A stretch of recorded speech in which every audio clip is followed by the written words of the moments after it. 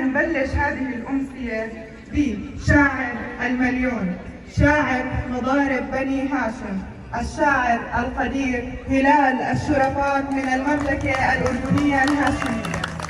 أول شيء بنمسي بالوجوه الطيبة لجنة التحكيم الموقرة، الشعراء اللي جونا من كافة أقطار الوطن العربي، يا مرحبا ويا هلا ويا مسهلا، الجمهور الراقي الجميل.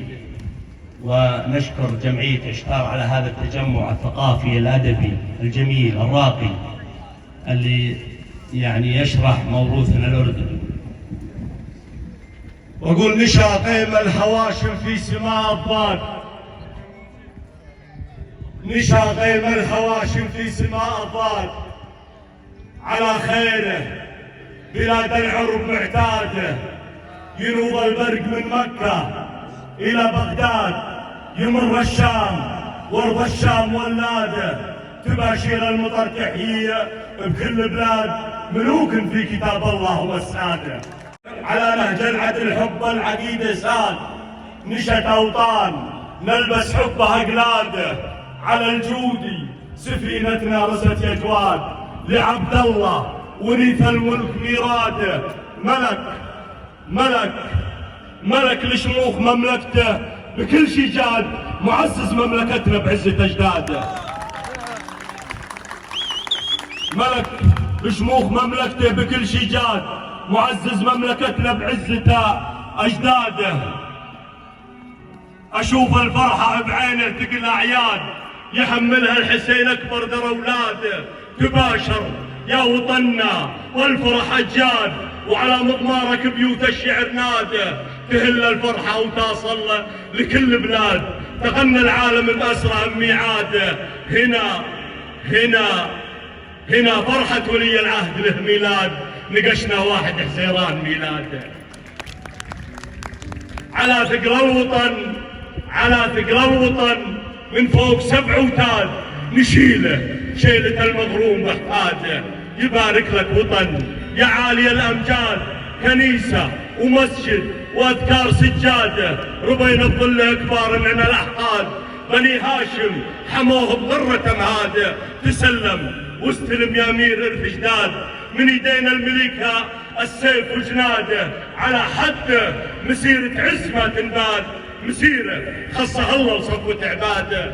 الله يا الله أفراح الوطن تزداد، ونفرح للأمير حسين بولاده.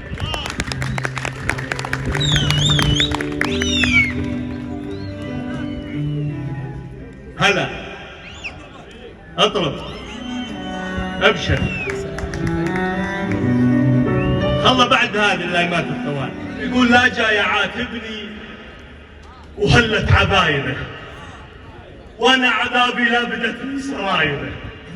ريانة مرت على الخد توها، يا دوبها من منجم الدمع فايره، مثل اللآلة طرزت فوق جيدها، تروي حكايا ما كنا ضمايره. يا مولعد قلب المعنى وخربته، صبرا عسى المولى ينزل بشايره. قلت اتركيني للمنابر وقوتي، مدام جنحاني مع الريح طايره. سريتها وخفيتها داخل الحشا، ومن يومها في ثومة الروح طايره. جهزت لي قيده تناشت مزونها، عنقه فلا فكت الغيريه. زرايره تاخذ من البيده سنواه جضيه، وتاخذ من الليل المسد ستايره، وتاخذ من المندور نزرة عيونها. مقيمة بالكون ما هي بزايره، حكمتها في صافي اللول وشكت، حكمتها في صافي اللول وشكت. تاخذ من البحر المعتق قزايره، ريمية يقري مع الريح قدها، لا هي مخطوبة ولا هي باينة. ريمية يقري مع الريح قدها، لا هي مخطوبة يا راشد، لا هي مخطوبة ولا هي باينة. من دونها واسمي وقسمي وحصتي اللي تحيرهم ولا هي بحايرة. ما عليك زول، ما عليك زول. من دونها واسمي وقسمي وحصتي اللي تحيرهم ولا هي بحايرة. أسرجتها من جوف صدري ومضبته، من لامها دام على الموت غايرة، من لامها دام على الموت غايرة. يقول اللاي مات الطواري، اللاي مات الطواري لدرج الليل جن تصففا لين ما جد السهر ملني، غصن الشوارد دفر عنه قلت يا كود حن اما تهد ضلوع العوجة وخلني، لا انت يا جرحي اللي عند مسراي ون ارقب سهيل اليماني والندى سلني، ترفق بقهوة الخفاق والنجردن ما عاد باقي عليك المملكة تسلني، ترفق بقهوة الخفاق والنجردن ما عاد باقي عليك المملكة تسلني، اغرف اغرف من الحانية موال عمري وغن صبوا بكاسي يباسي والظما ظلني من منجم للفرايد ساقها الفكر فن، 10 تعز الخفوف و10 تهلني. اسمع اسمع اسمع تجاري سهم بين سرد وهن عاد ندور على قيابها وحنني، اسمع تجاري سهم بين سرد وهن عاد ندور على قيابها وحنني، اقسى من الهيلعي في غارته يوم شن وانعم من ظلال سدره يومها تظلني، ساعة مراراتها تنبت على الغصن من واليا بجست النوادر فيضها علني، عفراي بنت القمر نقوسها يوم رن قنديلها من عيون القفة يكلني، يكنها يوم حلت بالفرند الأسن، يكنها يوم حلت بالفرند الأسن. صفق صفق ضيعك. يقول بدري على اللي تحرى طيحتي ويشطن، قولوا له ان المدامع صعبه تذلني، ما غير وجه الظروف وغير ظهر المجن اللي تفل الحديد وعجله تفلني، يا حصان يلي بعمره ما تقهقر وكن اضرب على الكايدات وفوقها علني، اضرب على الكايدات فوقها علني.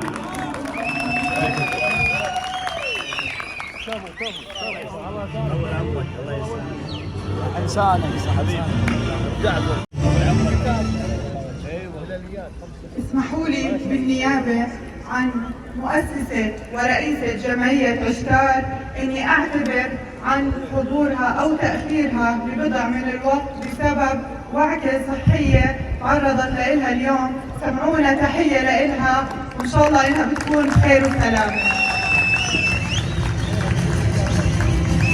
خلونا نبحر بقصائدنا وكلماتنا إلى دولة الإمارات العربية المتحدة مع الشعر النبطي الفصيح والغنائي مع الشاعرة القديرة نشيرة الجابري.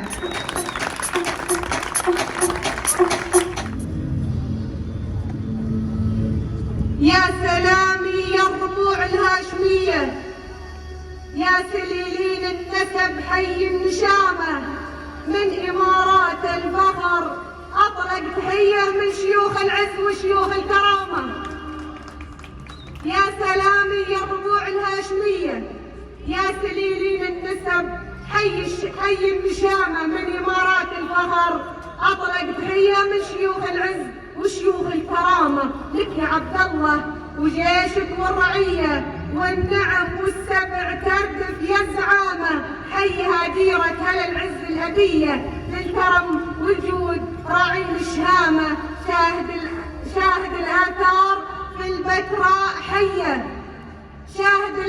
شاهد الآثار في البتراء حية، ينطق التاريخ لا يوم القيامة والعجائب سبع، وانتي الأولية والجبل شاهد ويوصلنا كلامه.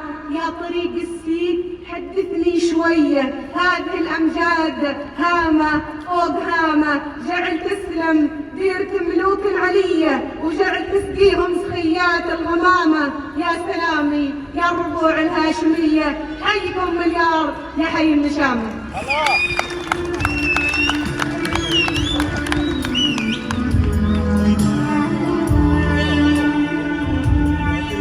أنا عادة لا أسمي القصائد هي التي تسمي نفسها. يقول ورا من عاف ما فيه التفاتة، ولا لي عقب في ذا الدرب جيه، تركني للعوادل والشماتة على قول العراقية خطية. تحية لإخوان العراقيين اللي لهم أكبر عز واحترام وتقدير.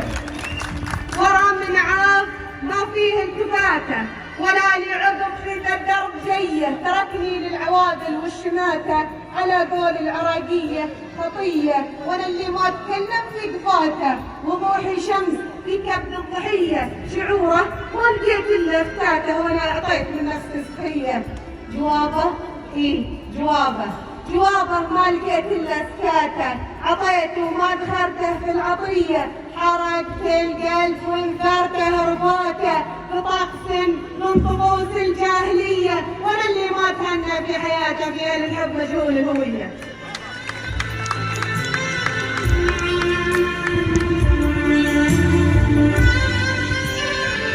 النص الأقرب إلى قلبي، يمكن اني قلت القصيدة هذه في أسوأ حالاتي، ولكنها أكثر في يوم من الأيام كتبت هذا النص. يقول لو تبي تجمح حطامي راح يجرح في الزجاج، كل ما فيني تبعثر مثل كسر المنظرة، لو تلملمني ترتبني على لوحين عاد، روح بالكسرة وتنزف ضايعة ومبعثرة. يا جروح النفس ما طبقي ولا لك من علاج، لا عقاقير انت شافيها وطب وقسطرة، الهوى عندك تسلي حسب هبات المزاج، يا مشاعر كتبينه وين اللي تظهره. انا ظل اعوج ولكن مستقيم باعوجاج، انا ظل اعوج ولكن مستقيم باعوجاج. يا كسر الضلوع العوج وش لي يجبره، الهوى الصادق تلاشى شلته ريح وعجاج، لن تغيث ابن الملوح او خويه عنترة، قلبي الذابل ابى ابني حوالينه سياج. انت افقدت العبور وصعب غيرك يعبره، المرونه في التعامل ومن قنت الاندماج، البشر تخفي وصعب نكون حسب المسطره. اسال المحتاج وش يصنع شعور الاحتياج، وكيف توقف عبرة المقهور وسط الحنجرة، وكيف توقف عبرة المقهور وسط الحنجرة.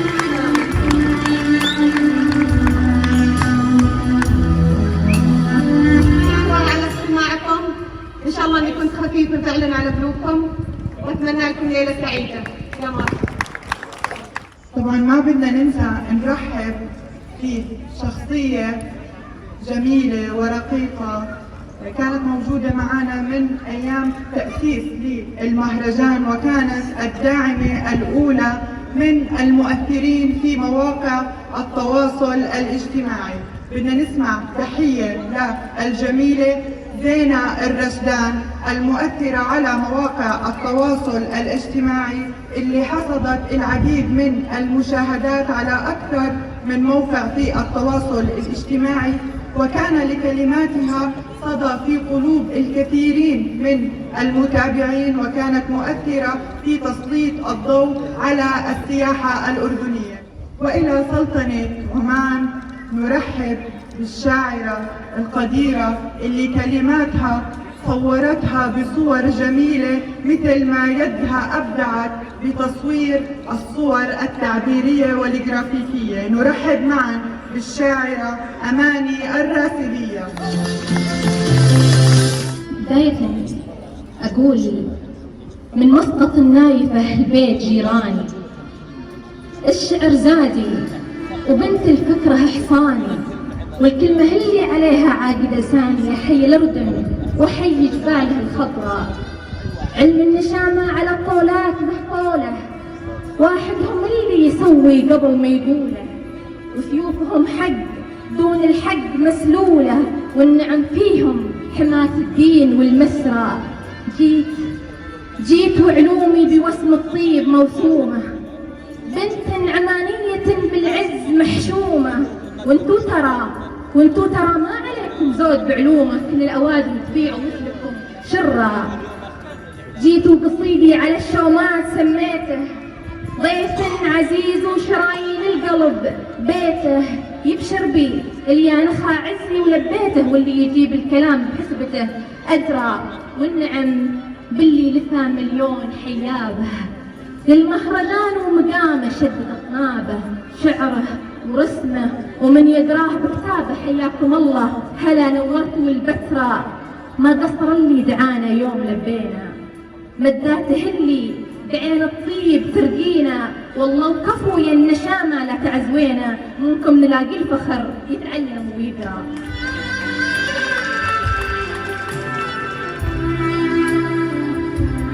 أقول مضى ليلي وأنا أتقلب على فرشي يسار يميني، أراجع صفحة الماضي بقلبي دقة جراسه، على ذاك الزمن اللي مر كم تبكي دموع العين، وكم تتحسر البسمة غريقة بين أنفاسه، زمن عشناه في فرحة مودة صدق طيب ولين، طحن القلب يجمعنا وعطر الحب إحساسه، نزور أرحامنا نوصل أبد نحنا لهم ناسين، ألا يا طيبه المجنى تطيب بروحه غراسه، ونبذل جهدنا نسعى وربك بالبكور يعين، نكافح ما عرفنا الياس وكل نشمر باسه، نساعد بعضنا نرحم ونقضي حاجة المسكين، ونرجع دارنا ناكل بلمتنا من الطاس، وسمنا في السما نجمة تضوي دربنا وتزين، على الإيمان باركها لمع من نور ألماسه،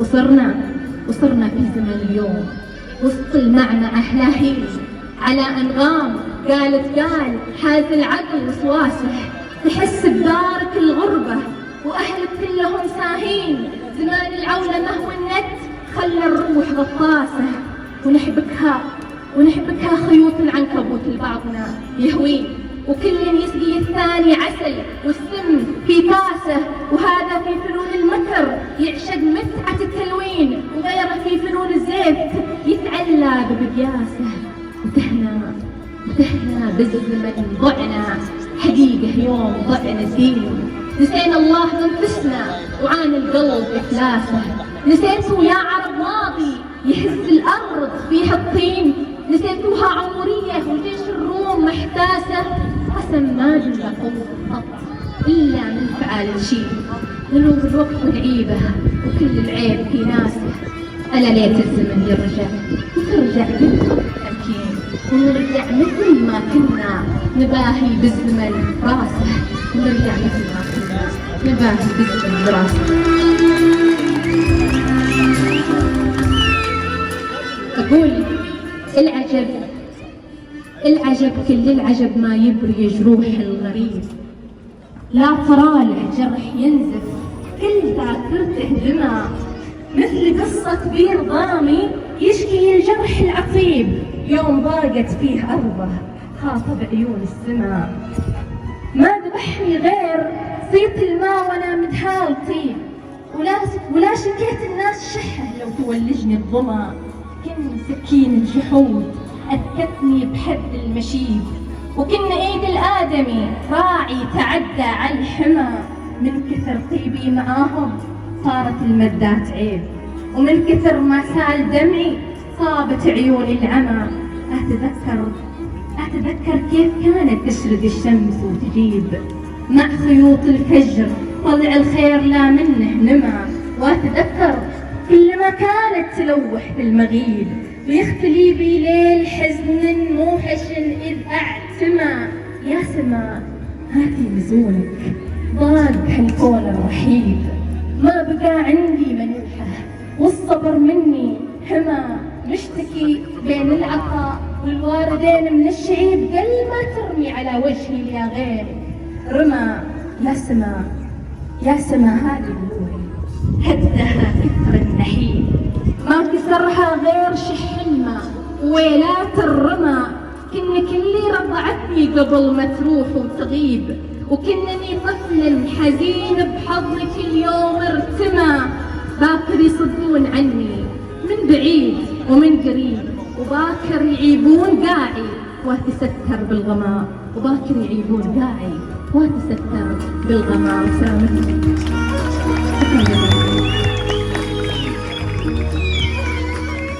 حضورنا الكرام، اسمحوا لي أرحب بوصول المؤسسة والمسؤولة عن هذا الجمع الكريم، الحمد لله على سلامتك، يروح الشر عنك. وهذا إن يدل على الجهد المبذول لحتى نكون مجتمعين في هذا المكان.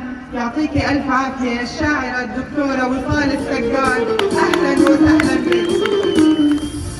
بنرحب أيضا وبنوجه تحية للشخص اللي رافقنا من بداية المهرجان بعدسته التصويرية، نجم السوشيال ميديا، صاحب قنوات مستر بوح اللي عليها أكثر من 3 مليون مشاهدة لحتى ينقل فعاليات المهرجان أول بأول. الأستاذ محمد العنزي، شكرا من القلب ويعطيك ألف عافية. والآن إلى عراق المحبة، عراق الكلمة اللي لامست قلوبنا. نرحب بالشاعر اللي كلماته كانت هي دواء وعقاقير لقلوبنا ولأرواحنا ولعقولنا. نرحب بالشاعر حسين جبار من العراق. تذكر يوم شفتك وانشده بالي، تذكر يوم شفتك وانشده بالي، تقهويت بعيونك واستقر حالي. تذكر يوم شفتك وانشده بالي، تقهويت بعيونك واستقر حالي. ومثل رفة علم شعرك يرف للناس، ومثل وجه القمر وجهك ترى غالي. قالوا وين صافن؟ قلت بعيونك. اقول شلون عايش كنت من دونك، على هذا الجمال البيج محتارين، ما ادري شلون اهلك ما يضمونك. حالات الحب اذا تفهم حبيبك زين، وبالنظرات قمت افتهم مضمونك. انا بخير اذا فد يوم انت بخير، ما يحتاج اقلك كلمة شلونك. لا تنغر يا حلو الطول شالاك، لا تنغر يا حلو الطول شالاك، على راس القلب هاليوم شالك. اذا فوق الشعر خليت شالك نصف بيك كل صبح ومسية.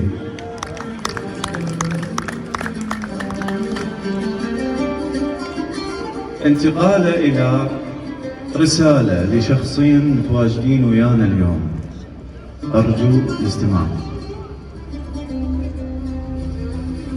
كل الموجودين ويانا شعراء وضيوفا هم أغلبيتهم أم وأب لأولاد وبنات، فرسالة راح تكون لكل أم حاضرة ويانا ولكل أب حاضر ويانا.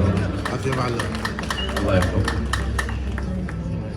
أنا هاي القصيدة كتبتها على والدتي قبل فترة. اتصلت بي زهرة الطبيب، قالها هي عندها مشاكل بالركبة، قالها إنه بعد ما تقدرين تمشين لازم وياك عكازة. فقلت لها الشالت من حملنا شيلة جنازة، الشالت من حملنا شيلة جنازة، يقللها الطبيب امشي على عكازة. الشالت من حملنا شيلة جنازة، يقللها الطبيب امشي على عكازة. تخبل عليها التجاعيد بوقت نسوان سوت قوة غمازة.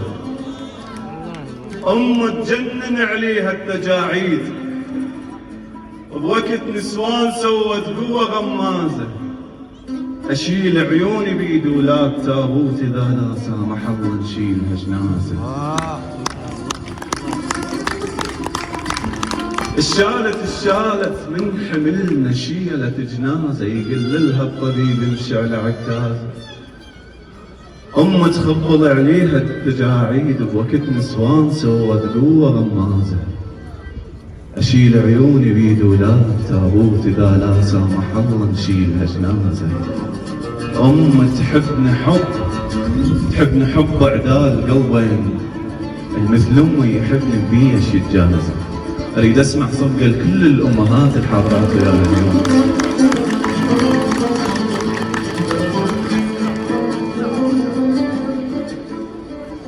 ابوي اول بشر ما تعبانه، ابوي اول بشر ما تعبانه، ولا ممكن شخص ياخذ مكانه. جبل كلش وقر وهواي مهيوب، هيبه وما يسولف انا وانا. صح يتعب ولكن يمنا يرتاح، مني يشوف واصل مستوانا. ما قصر ابوي هواي مشكور، خلص كل حياته يسد ورانا. تمام صفقة ثانية لكل الآباء الحاضرين ويانا. ربي يحفظكم. أعد بالله. الله يحفظك. أبوي أول بشر ما تعبانه، ولا ممكن شخص ياخذ مكانه. جبل كلش وقر وهواي مهيوب، هيبه وما يسولف انا وانا. صح يتعب ولكن يمنا يرتاح، من يشوف واصل مستوانا. ما قصر ابوي هواي مشكور، خلص كل حياته يسد ورانا. خلينا ننتقل شوي من جو الحزن الى جو غزل، بما انه الشاعر الدكتور وصال الصقار بذلت جهد واليوم تواجدت ويانا من البدايه. شكرا للجهود المبذوله ويعطيك الف عافيه ان شاء الله. سمعونا صفقه لها. أنا غششوني بمعلومه انه دكتوره وصال برجها الجوزاء، صحيح؟ أنا كاتب قصيده على اصحاب برج الجوزاء. فكم شخص عندنا برج الجوزاء هنا؟ ما شاء الله ما شاء الله. أحببتها وكأنني ترياق حب أرتشف، أحببتها وكأنني ترياق حب أرتشف، فمزاجها بس شوية الموسيقى نصيلي أنا يا عشتي. أحببتها وكأنني ترياق حب أرتشف، فمزاجها متقلب بالنرجسية تتصف. إن جادلت لا ترحمك، إن أخطأت لا تعترف، إن عاندت يا ويلتي إياك فيها تستخف. تلك صفات حبيبتي في كل شيء تختلف، بس أنا أحبها بلا سبب، ما بي أبد من نية، ما بيها كل عيب وغلط، بس هي جوزائية. عدها التناقض موهبة والغيرة مو عادية، وعدها المزاجية طبع تنقلب كل شوية، ولو صار وياها زعل أيس. شما ناقشت الصوت أبد مو هي، مغرورة قالوا له وقلت مو حقها غربية. تعاندني وتكابر بعد واتركها ما حاجيها، ما أحب يعاندني بشر بس هذا اللي محليها. مرات طفلة بلا عقل لو رايد تماشيها، ومرات بلسم عالجرح من تنجرح خليها. رايدها غصبا عن ندم ووياها راس مدروي، رايدها رسميا إلي ولما يسألون افتخر جايبها هاي التعري. يمها وبعد صام القلب يا بزرق عبد قلبي. سلامتك.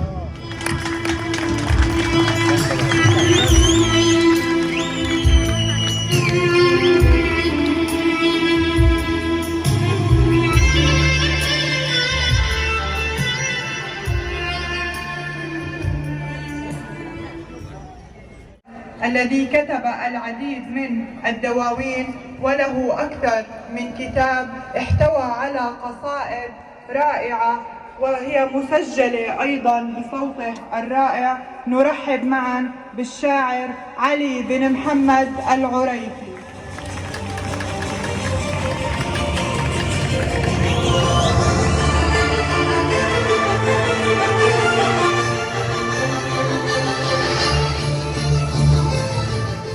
جمهور الأردن الحبيب، في هذه القصيدة أقول: أتيت أحمل أشعاري وقافيتي،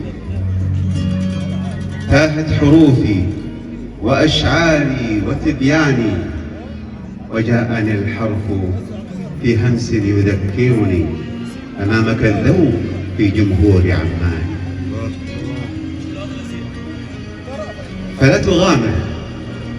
فلا تغامر وتغرق في بحورهم، فإنهم في بحور الشعر عنوان. أنعم وأكرم بهم قوم إذا جلسوا إلى القصيد هدوء ثم إمعاني. أرض الثقافة والأمجاد ما فتئت، تسجل الفوز والإبداع ألواني. وهذه البتراء لون الورد يغمرها. عشتار يا واحة الأشعار أفناني، من السعودية دار المجد أرسلها. ورود حب وأشواق وتحنان.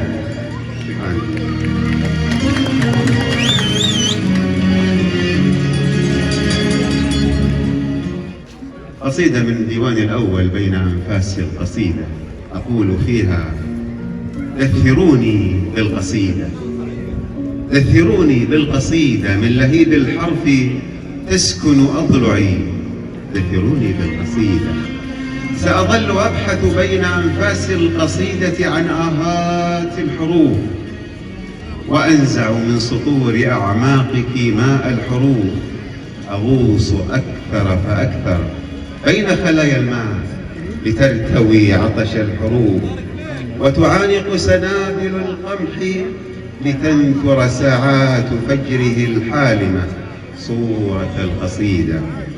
بطعم قهوتك الدافئة من نوافذ الشمس تنطلق شهقة غيمة خجلة تتوارى من لمعة جبينك.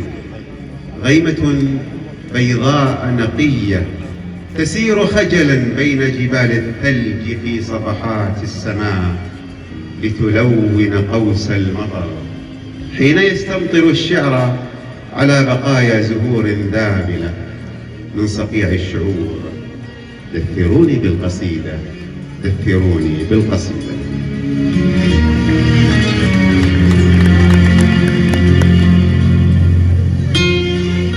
دائما لدينا ولدي كل إنسان صراع أزلي كبير جدا بين القلب والعقل.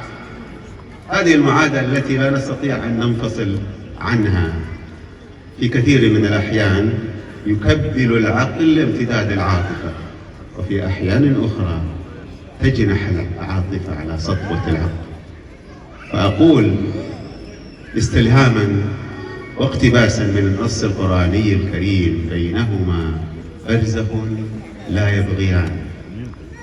بين الضلوع مشاعر متدثرة، بين الضلوع مشاعر متدثرة تتسربل الأشواق ويغلبها البيان.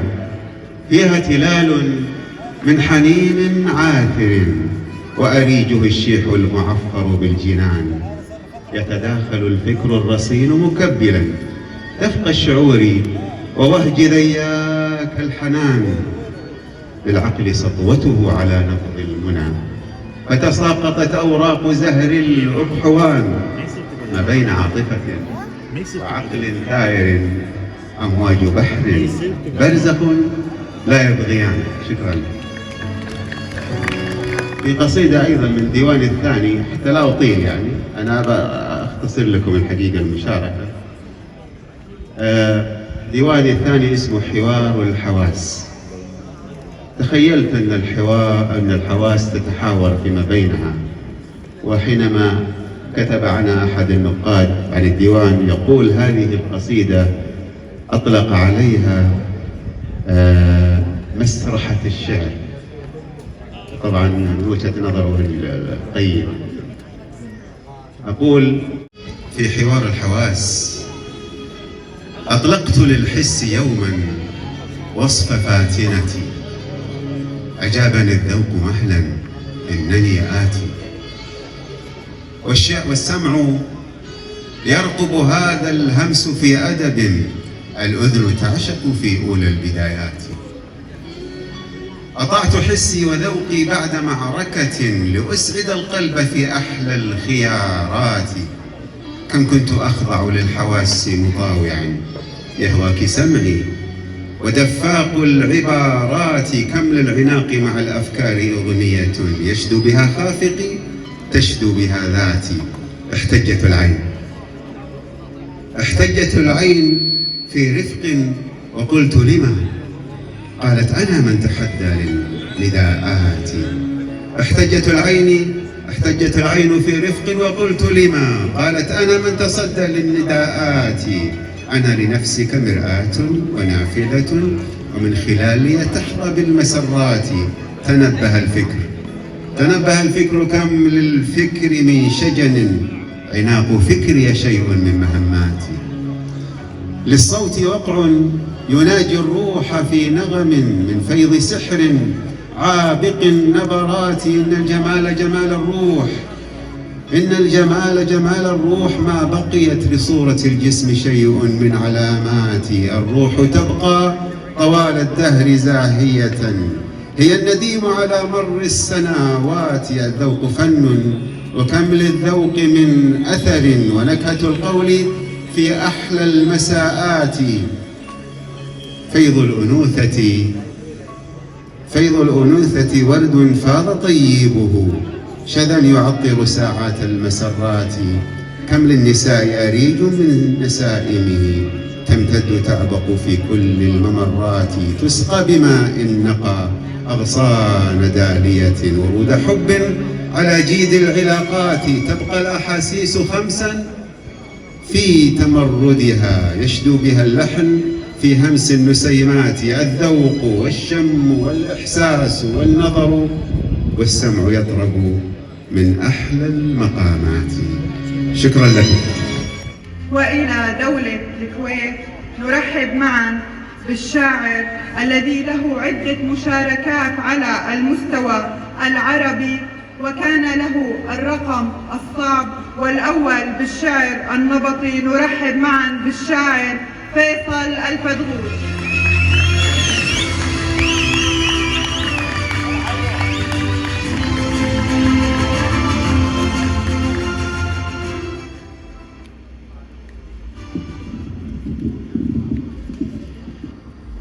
شاعر وقافي غير ما يشبه قاف وغني عن تقييم زيد ومديحه. ولا فرقت اني كتبت بحبر جاف، انا فرقت بما تفيض القريحه.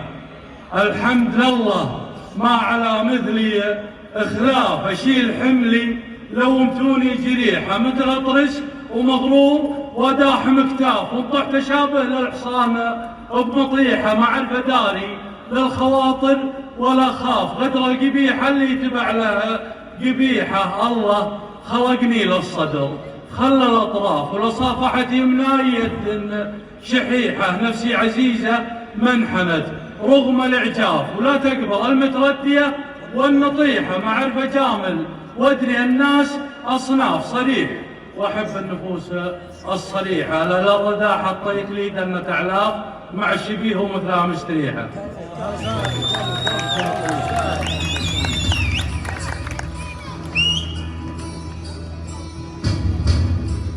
أقول للشعور أسباب والماضي كفيل بالجروح الباقية والفانية. أنت تدري مالك القلب سبيل، كيف تطلب مني فرصة ثانية؟ من كثيرك كنت راضي بالقليل، كنت ملكك يا اليدين الجانية.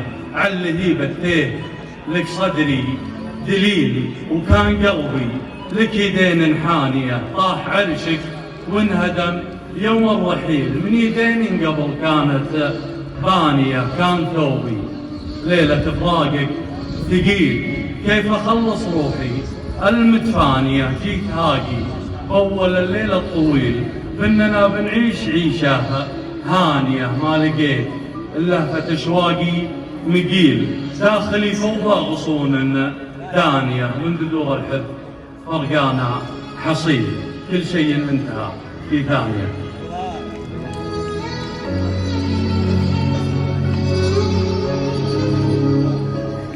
هذه أبيات مطلوبة من الشاعر بدر الطيري.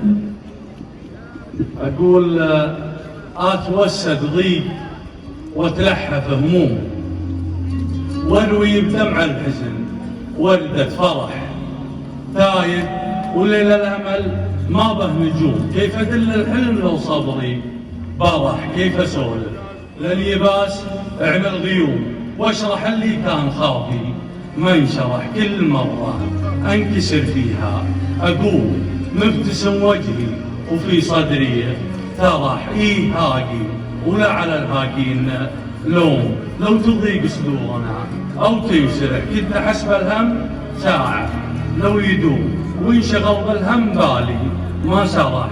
كنت داري خاطره في كل يوم حسب قيمته داوم جرح. سلام عليكم.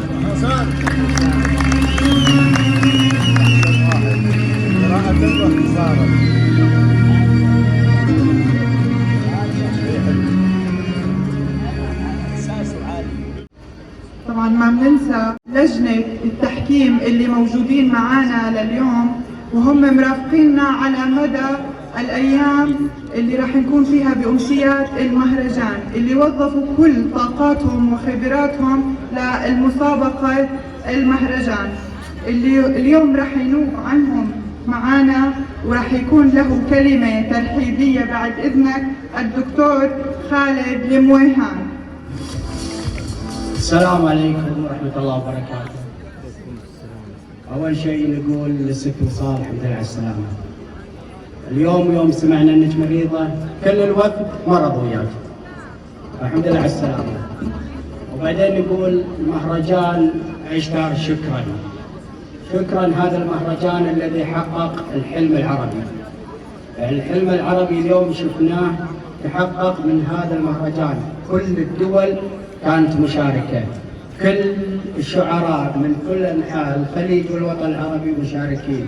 فنقول شكرا عشتار، شكرا المملكة العربية المملكة الأردنية الهاشمية على هذا التجمع. شكرا ست وصال على هذا التجمع بتحقيقك الحلم العربي على أرض الواقع. شكرا. وبخصوص اللجنة وصلتنا قصائد كثيرة، يعني تقريبا ما يقارب 20 قصيدة. بصراحة يعني الكل جميل، كل القصائد حيرت نجم التحكيم، يعني الأساتذة الأسماء المعروفة الكبار الكل احتار منو نختار، لأن كل القصائد كانت والله العظيم جميلة، وكنا نتمنى أن نفوزها جميعا. ولكن هذه سياسة المسابقات. المسابقات لازم تكون في أول وثاني وثالث ورابع وخامس. فنقول اللي ما حصل على مركز ليس قصورا في قصيدة وليس قصورا بشعرك، وإنما بسبب حيرتنا حنا اللجنة كيف نختار. فطبعا اللجنة إن شاء الله راح تعلن الأسماء الفائزة في آخر يوم للمهرجان. واللجنة طبعا مكونة باسمي أخوكم الدكتور خالد المويهان والدكتور ناصر خرعان والأستاذ راشد القناص والأستاذ محمد طائي والأستاذ هلال الشريفات. هذه الأسماء الكبيرة اللي قصايدكم حيرتها فعلا، يعني بخبرتهم قالوا حرام نضرب القصيدة، ولكن اعذرونا ونتأسف من اللي ما فاز، لأننا فعلا كنا في حيرة شديدة. فنقول شكرا للشعراء، شكرا للصحفيين، شكرا للإعلاميين المشاركين، شكرا للجنة مهرجان عشتار على هذا التنظيم الرائع. اليوم كنا أسرة واحدة، اليوم الكل من جميع البلدان يعني فعلا حسينا بالألفة، وحسينا فعلا ان اللجنة المنظمة تحاول ترضي الجميع. فنقول شكرا للجميع، شكرا.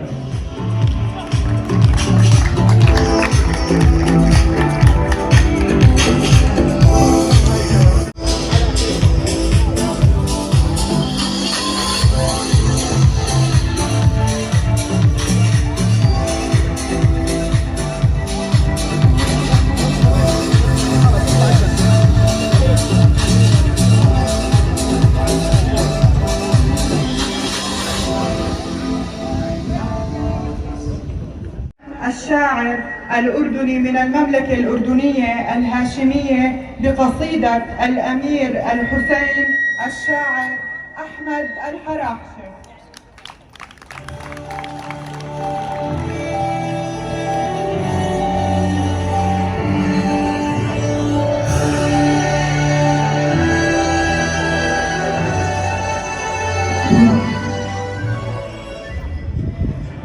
الله يمسيكم بالخير جميعا.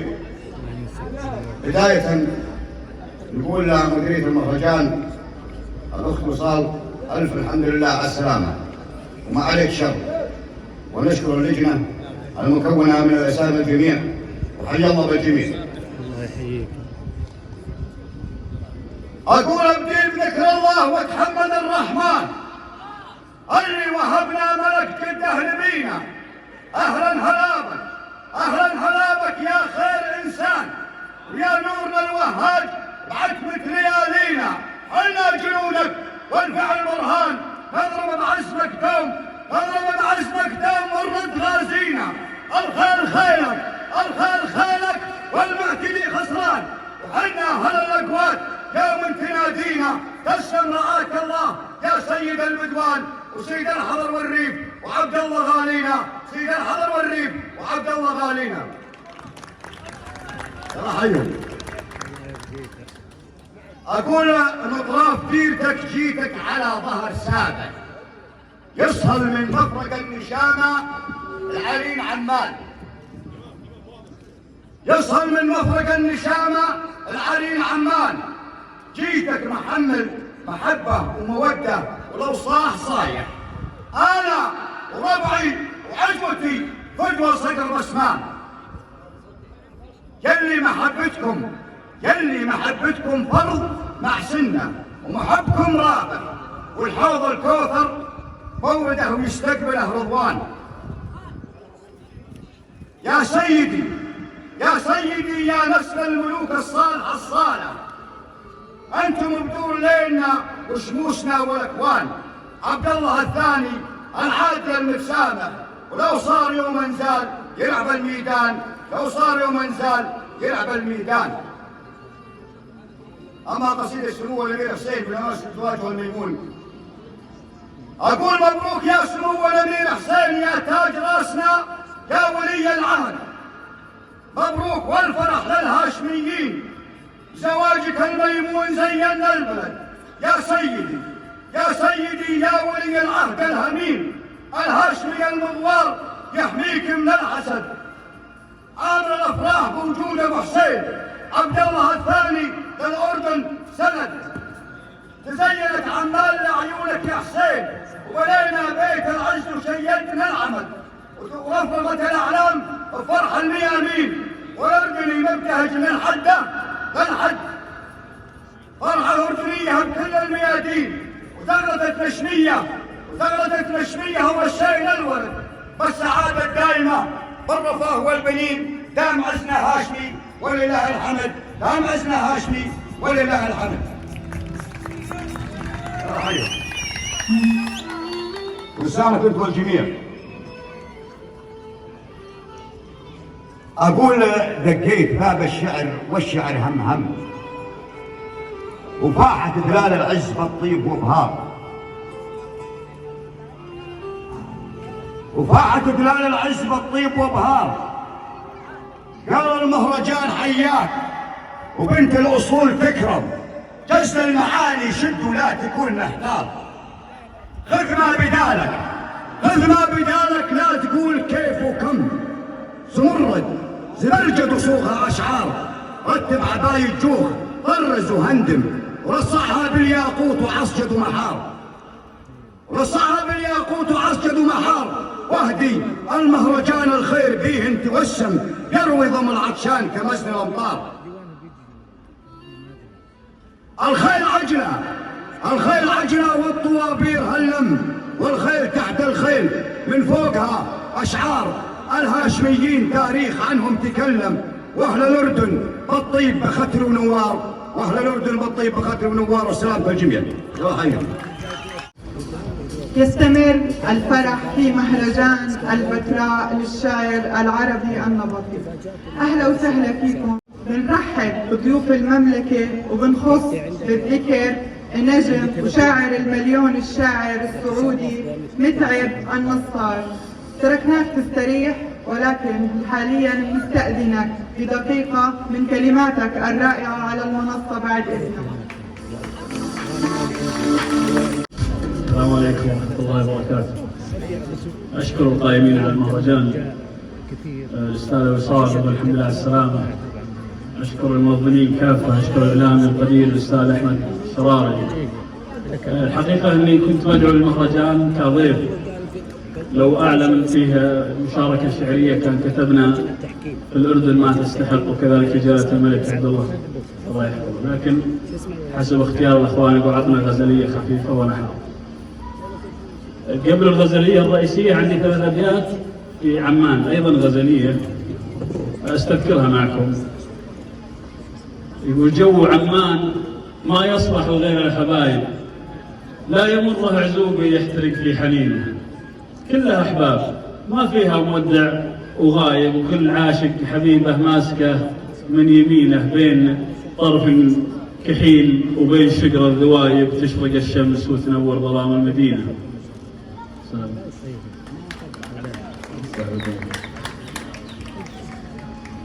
الغزلية يقول: غريبة وينك الليلة تأخرتي، وش اللي صار؟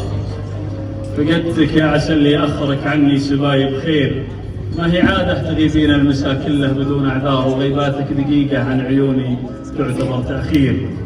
أنا بك شاعر غنى ونافس أكبر الشعار، كثر ما يعشقك يكتب ولا يحتاج للتبرير، لعينك يمتطي صهوة شعوره، وانت فرعا طار ما دامه ميت بحبك، وش اللي يمنعه ليطير احاسيسي تجاهك، كأنها في حالة استنفار، معك وجه الحياة المبتسم ما يعرف التكشير، دفى وصلك نسيت بهالشتاء وانكشفت الأسرار، ووجه العاشق مبين ما هو في حاجة للتفسير، تقول إني مسوي ذنب وتلاحقني يا أنظار، وإذا زاد اشتياقي تقل ينفخ في حشايا الكير، أحبك كثر ما حرك شعوري عطلك الفوار، وأحبك كثر ما لمعت عيونك تعشق التخدير، فذاك العادل اللي متعب عمره ورا الأخبار، يهيجن كل ما فرق ويزعل يوم أشوفك، مير تعالي كل ما غطى النهار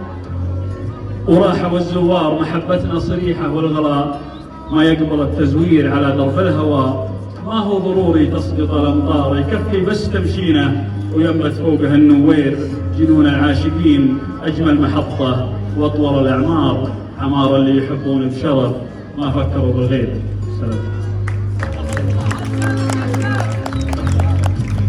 وإلى دولة الكويت مع الشاعرة التي تغنى بكلماتها الكثير من الفنانين والنجوم العرب، نرحب معا بالشاعرة القديرة دلال المقهوي.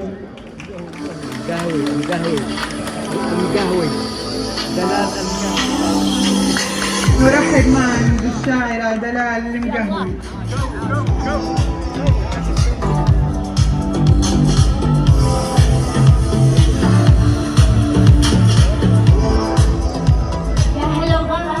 مساء الورد من الكويت للأردن.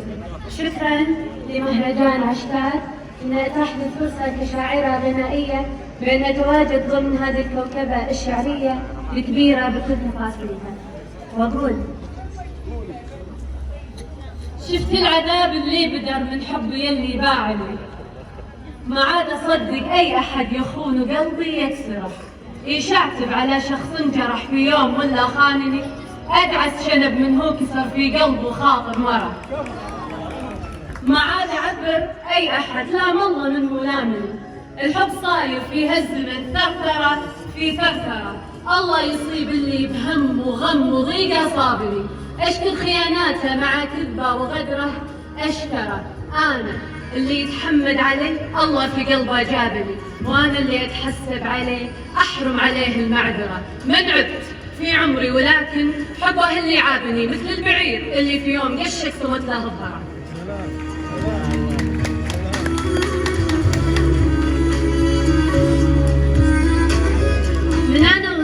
بسرعة. أحلم إنه يجيني فارس بحصان أبيض يصبحني غزل ويمسيني غزل.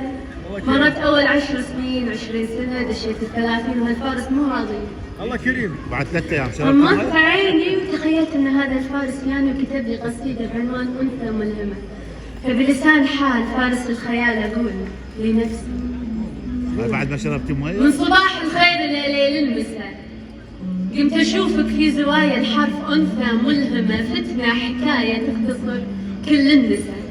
تذهلين اللي تجي قبلك وبعدك يا عسى، تفتنيني وتربكيني وابتلش فيني وافكر بك الى حد الذهول وتسحريني.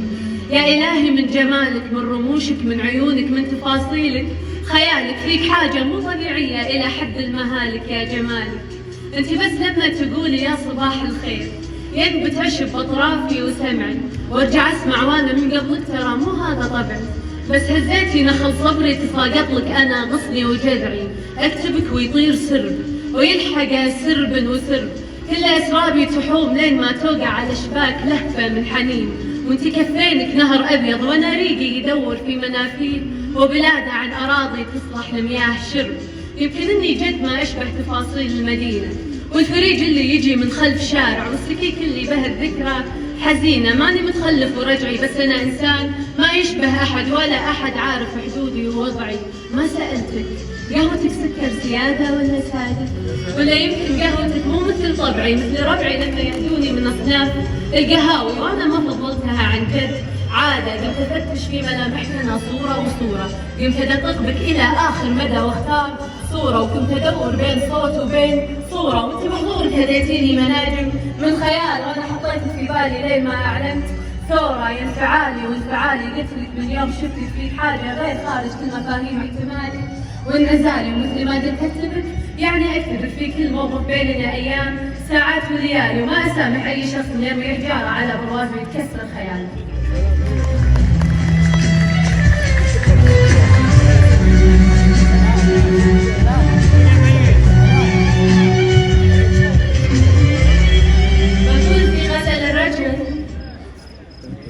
مثل القدر تقبض بليا مواعيد، تهطل جمال وعنفوان وفخامة، حتى الحكي من شفتك هيبتك زين. جد يا لذيذ الصمت لو بابتسامة، بتنفسك واعيد بك حب وأزيد. يا واحد يفرض علي احترامه، لك طلة صعبة تجر التناهيد، ولك بسمة تترك بقلبي علامة. يا سيدي قبلك وما في البشر سيد، يحكم على قلبي ويملك زمامه. والآن خذ من إيد وديني الإيد، يا نبض قلبي يا هواه إمامه. سلام عليك. حلو. بالختام بقول ماركة مسجلة لشخصيتي قصيدة بعنوان غرام الأفاعي. أقول والله تخوفين انت ليش؟ تخوفين. أقول أنا أعرفها سماي وين قاعد، ما أبي أحلم ولا أشوف ارتفاع، قلب أرضي لا طريق ولا مساعي. أنا متعود على هجر ووداع، كافي تستنزف بساليبك خداعي. كل يوم تجيني في وجه وقناع، العتب ما عاد له قيمة وداعي. خصلة صارت نقاشات وصراع، يعني في غيابك تبي تكسر ذراعي. مو بطولة كانها بكسرة ذراع، البحر هادي وانا فارد شراعي. موجك العالي ولا حرك شراع، ما ابي ترياق واحلامك افاعي. لا غرام فات بك زيف وخداع، كانك الليلة تذهب لي وداعي. اي من زمن ودعتك وكافي ضياع.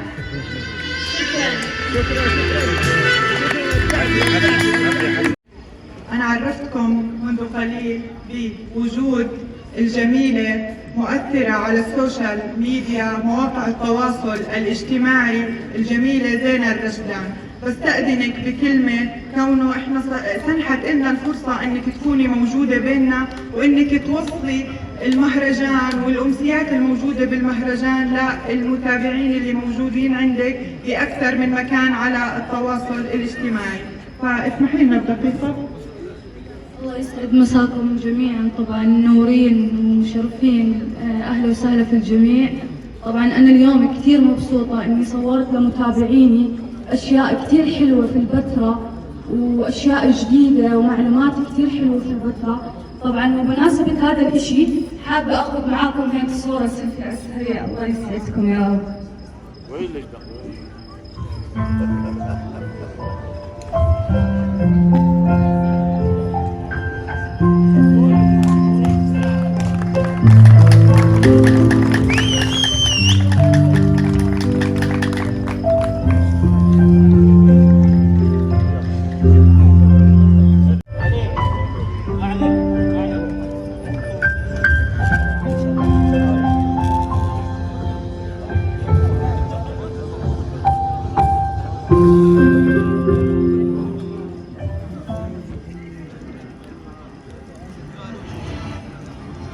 وإلى عراق المحبة وعراق الكلمة وعراق القصيد الذي أثر في مسامعنا، والعراق الذي تغنى بشعرائه وكلماته العديد من الدول. نرحب معا بالشاعر ضياء الفحام من العراق.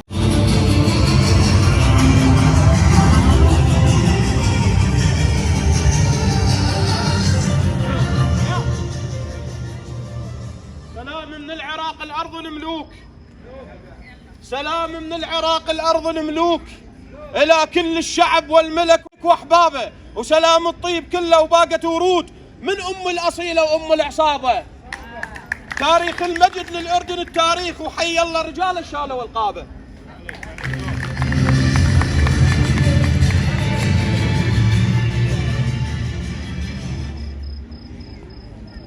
السلام عليكم ورحمة الله وبركاته. الجمهور الكريم، أساتذة الشعراء، أخوتي أخواتي، كل التحايا والحب لكم، ونشكر المملكة الأردنية الهاشمية على هذا الاستقبال الجميل، ونشكر الأخت والزميلة وصال السقاء. والله أقسم بالله يعني ببلدي كأنما، والله وإن شاء الله بلدي. الله يحفظك.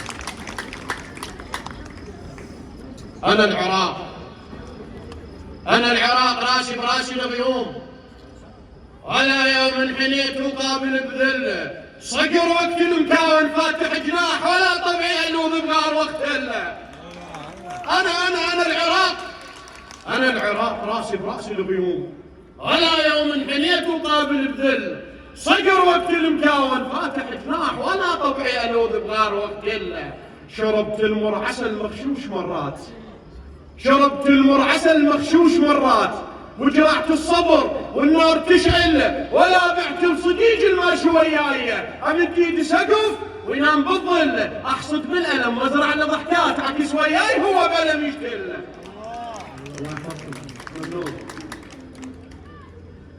طبعا القوات الامنيه حامين الارض والعرب، واكو للاسف عوائل من يجيهم يقول له ما ينطي حبيبته، يقول له ها خاف تستشهد خاف. زين هو من يستشهد غير على الارض والعرب؟ فاجى طبعا هو خطبه ما طول، يوم رجع لقاها تزف اجباري من قبل اهله، فنزل لقاها بالبرقع وواحد قايد تأذى حيل، والعشاق تعرف طبعا. قال لها هاي رويحتي تحنيتي لو بعدك، هاي رويحتي تحنيتي لو بعدك، نزلت دمعتك لو نامت بخدك، هاي رويحتي تحنيتي لو بعدك، نزلت دمعتك لو نامت بخدك. ما ادري هاي رويحتي تحنيتي لو بعدك، نزلت دمعتك لو نامت بخدك.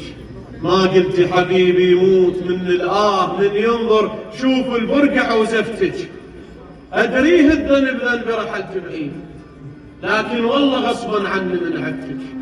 من دم الشرف حنيت أرض الموت، من دم الشرف حنيت أرض الموت، ما رد الغريب يقرب طرفك. يا حب الصبا وأنفاس ريت الروح، ويا عشق البلابل دمعت بحنتك. كتبت أجمل رسايل واني يشهد موت، واتغازل قمت بالظلمة ويزلفك. ما ظنيت كل هذا يصير أحلام، وأنا قضيت العمر نايم على زندك. صحيح الخيط الله يحفظك، الله يحفظك، صحيح الخيط يحضن كل الجروح، بس يألم بشدة بساعة الحضن. وانا مشابك جبت دهر ويا الآلام، عشت صحرة عطش ومتان للمزمن. البيرش ما طفح، صعبة تنوش الماي، وانا ببير العشق غرقتني كم محنة. دفان اصبحت وادفن بروح اسرار، دفان اصبحت وادفن بروح اسرار، والجناز قلبه قهوة الحنة. يا المعزيات ردن، يا المعزبات ردن وبجن على الراح، ولقمن عالصدير وظهرا الونه. العاشق ما يعيش وحبه عنا بعيد، مثل صقر انكسر وفاتي ولنا. وشكرا.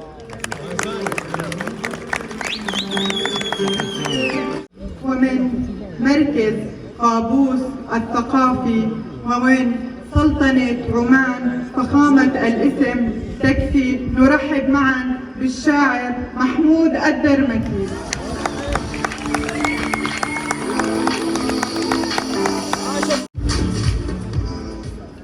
بسم الله الرحمن الرحيم.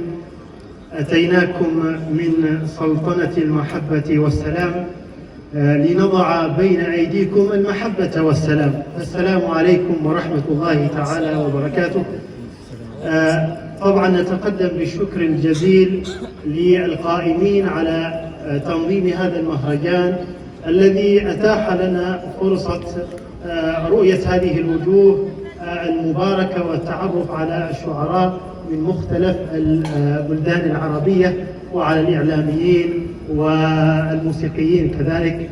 فأهلا وسهلا ومرحبا بكم جميعا. ونخص بالشكر طبعا على رأس اللجنة المنظمة الشاعرة الجميلة والأستاذة الراقية جدا وصال السقاف. ولأننا جئنا من أجل الشعر فألج مباشرة إلى الشعر مع قصيدتي الأولى وعنوانها عاصمة الأنباط.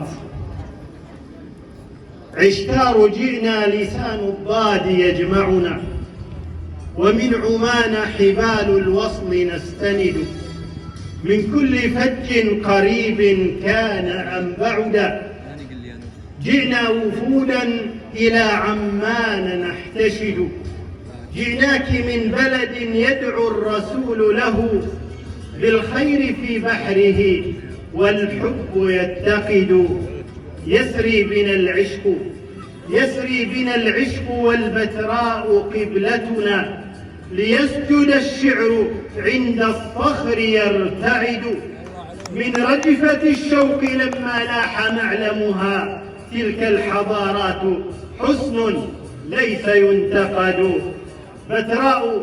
بتراء عاصمة الأنباط من زمن تاريخك اليوم فيه الكل يجتهد، الشعر والفن والألحان والأدب نسعى جميعا لقول الحق نتحد، فالأردن اليوم تسعى نحوها الأمم، من كل قطر من الأقطار يبتعد، فيها الملوك وعبد الله تاجهم، نجل الحسين عليه اليوم يعتمد، يا أردن الفخر فيك العز والشرف، نسل من الطهر نعم الأم والولد.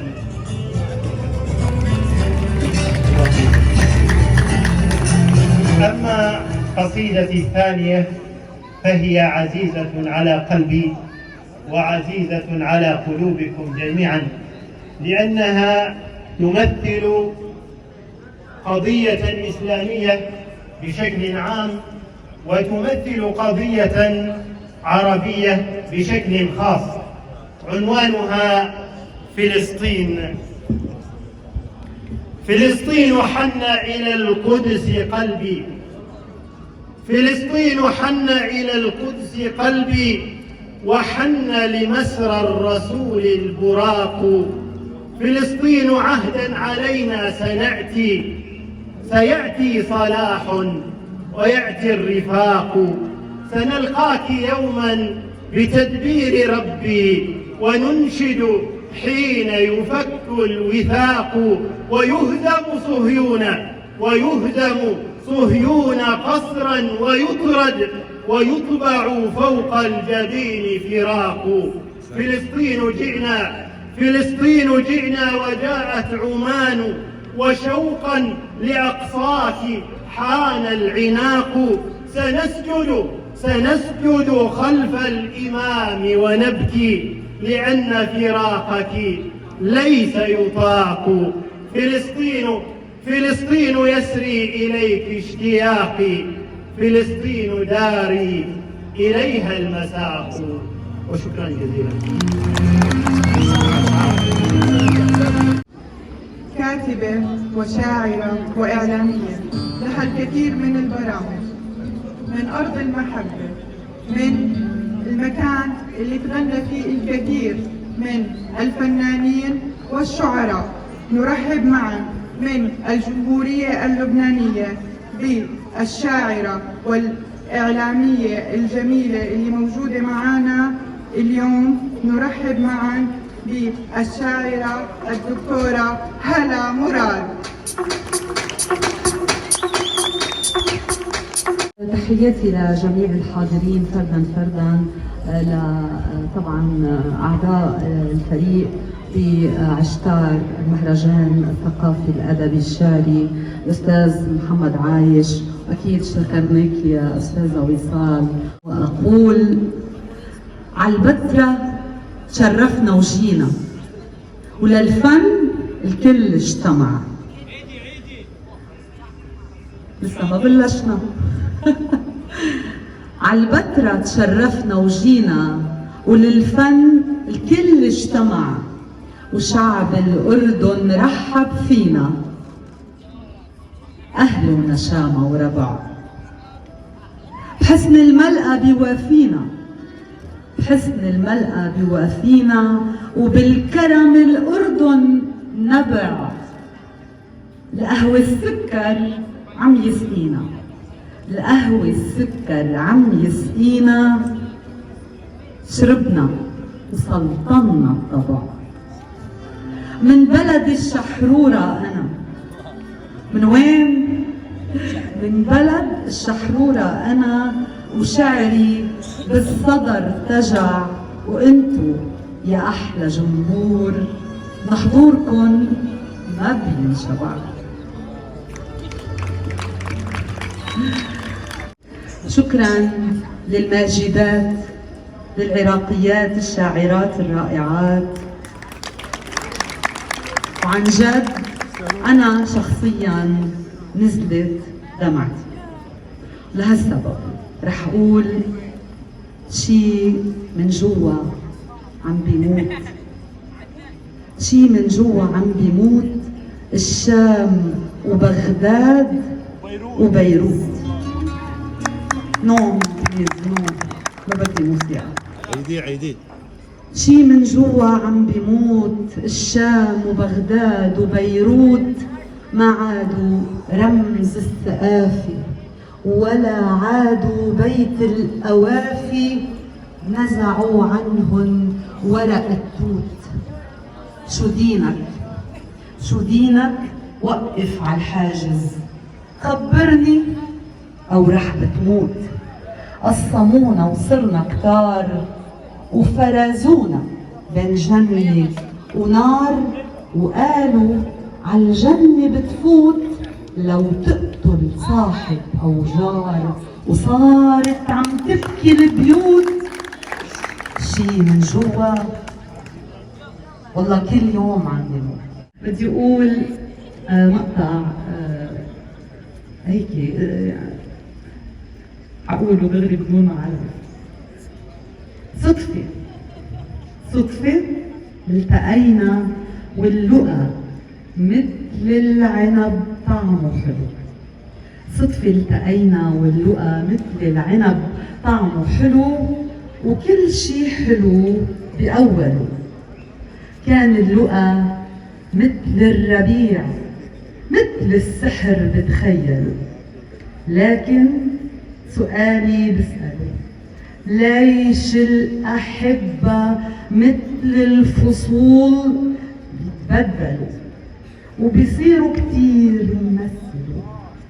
ما في سبب لنحللوا هيكل الهوى وهيكل البشر، وحتى الهوى بيموت، وما في سبب للموت حتى نعلله. كان الهوى مثل الطفل مندلله ما أجمله، وصار الهوى مثل العجوز نزعله وما في محامي نوكله. مثلي أنا عم تسألوا لا تسألوا، بيت الحكم بيت القصيد إنه الهوى مر وحلو، وبس الحلو وين يا وصال؟ شكرا لأوله. طيب اسمحوا لي أقول هيدا المقطع. عطره ترك لي وراح، عطره ترك لي وراح، وعن خدتي هبت رياحه من العطر، ريحة قطيف من الزهر منها انتشى قلبي لم من خياله لاح، وسكرت بريحة ملونة وخفيت غفوة سوسنة بذكرى ليالينا الملاح، وفجأة لمحته بالحلم جاي كفي سهرته حدي تيشكي جراح، قالي حكالي وباح، ويا ريت حلمي بسهرته ما ينتهي، وديك الفجر ما صاح. عطره تركلي وراح، وعم بنتظر تب رجعته يرجع معه، وبسلته ريحة عطر ما بتنتهي لو كان هو راح. أقول لعنتر بكل اختصار بأني خلعت دثار الليالي لبست النهار، وأني تركت اقتفاء النجوم ركبت القطار، وأني احترفت جنوح المسار. أقول لعنتر بكل اختصار بأني البناء وأني الدمار، وأني الفضاء وأني الحصار، وهذا انقلابي يطوف البوادي يجوب القفار، لأني هدمت خباء النساء وطفت المدار. أقول لعنتر بكل اختصار يحق لعبلة وبعد انكسار جنوح المسار. شكرا. شاعرة نرسل كلماتها من أرض المملكة الأردنية الهاشمية إلى الأراضي السورية. نرحب معا بصاحبة الكلمة الإعلامية والشاعرة إيمان البهنسي. مساؤكم فل، مساؤكم شعر، مساؤكم بهجة. صراحة وقت اللي قالوا اليوم إنه الست وصال تعبانة حسيتها بالفعل أثرت فينا كلياتنا، لأنه هي وقت اللي جمعتنا حسيت هذا الشيء آلمني، فكتير سعدت لما عرفت إنه حضرتها وصلت، وهذا الشيء بنقول الحمد لله على السلامة، وشكرا لكل الموجودين وللفعالية الجميلة يلي جمعتنا من كل البلاد العربية. وقول تعال عبر مساماتي، تعال عبر مساماتي، تنفسني تعطشني لتشرب بحر آمالي، تعال اسكن لدى نبض شراييني، فإن النبض سواق إلى دنيا محياك. ألك تبني؟ ألك تبني بجلد الصبح جددني، وأربعة الحروف انثر بوجه الكون في إشراق صباحي. عشيقي أنت، نفسي أنت، كياني أنت، أحبك أنت يا وطني، أفولي أنت إن غبت وإني قد توسدتك. أراجيح من الألحان تعزفني وتبقى في دمي نبضا يدندن في أحاسيسي وفي أعماق وجداني. شكرا.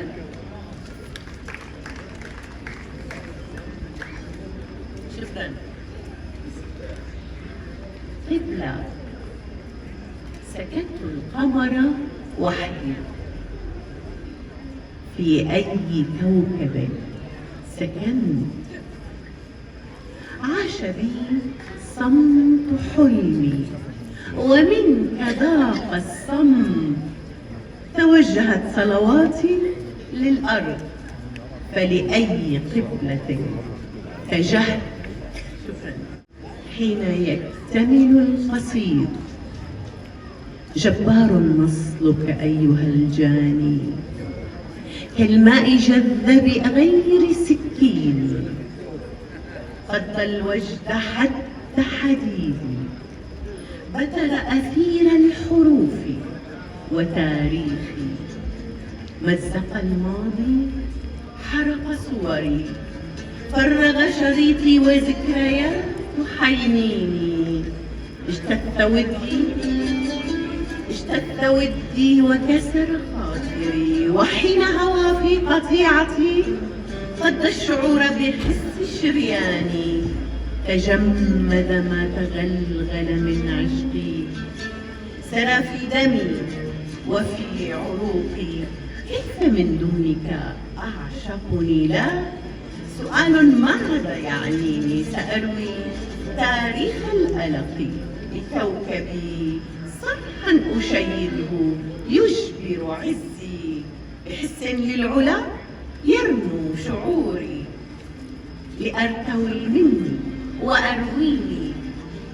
بعد الآن لا شيء يجرحني، فلا جنون الماء يفتتني، ولا نصل مدية تذبحني. أنا الجسورة أعشق ما فيني، فاضت أسباب الجمال فيني، فكيف لا يكتمل بي قصيدي. شكرا. نطلب من الشاعر متعب الشكري بالقدوم إلى المنصة ليشارك بالقراءة بالنيابة عن الشاعر أحمد الشكري.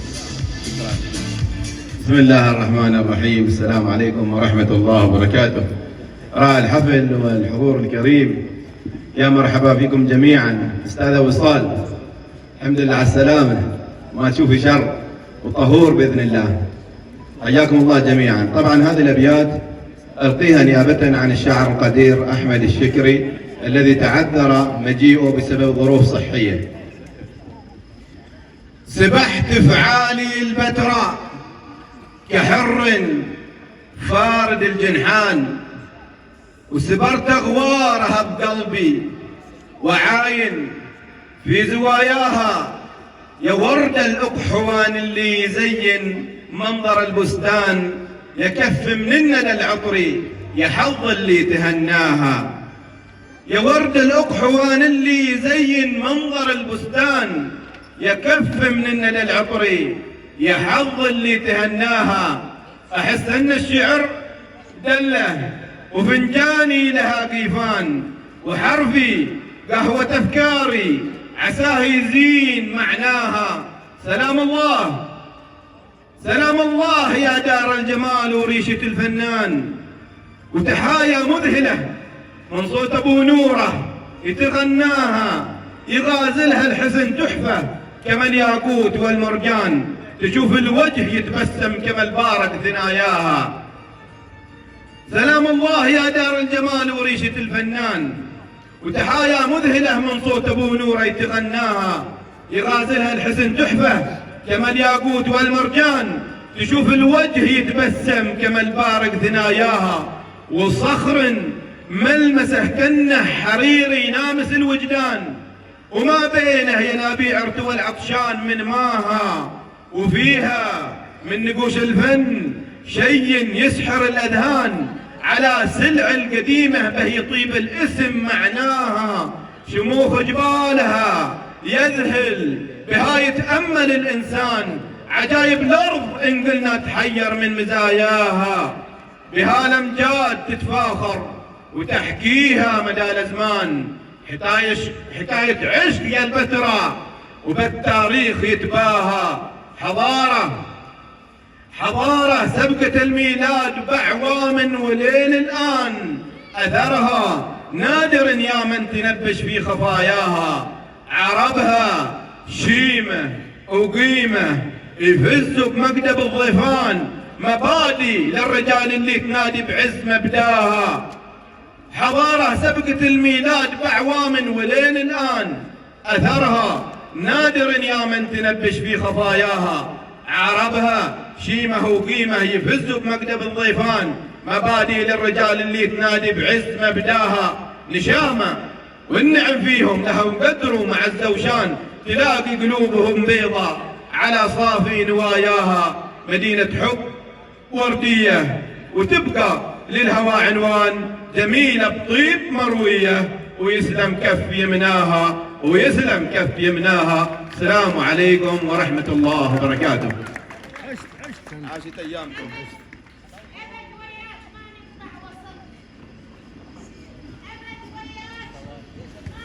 اسمحوا لنا. أبد وياك ما نقطع وصلنا، وبينا أشواق إلكم من وصلنا، تظل رمز الفخر والعز وصالنا، يا بنت صقار رمز الفخر هي.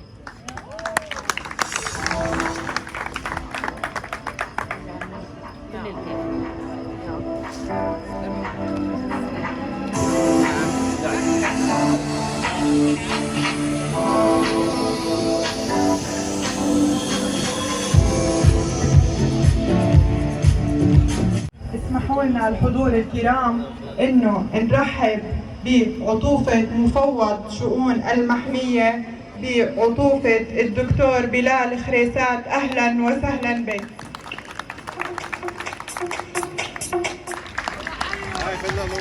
نرحب بالفنان عازف العود ايهم محسن. اهلا وسهلا بك. أيهم محسن من العراق.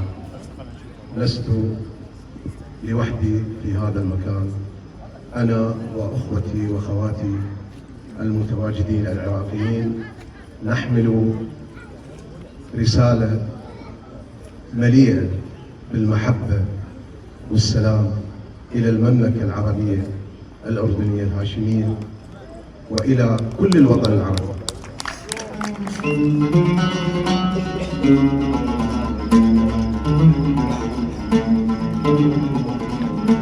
أشتاق يا حبا ينوء مآثيرا، أهدي إليك الحب في أشعاري. أشتاق يا حبا ينوء مآثيرا، أهدي إليك الحب في أشعاري. يا من جمعت الزهر من كل الدنا، فانساب نفح الكون من أزهاري. يا من جمعت الزهر من كل الدنا، فانساب نفح الكون من أزهاري. أنت جمال الكون في عليائه، أنت جمال الكون في عليائه. يا من تنفست نسيم الباري، يا من تنفست نسيم الباري.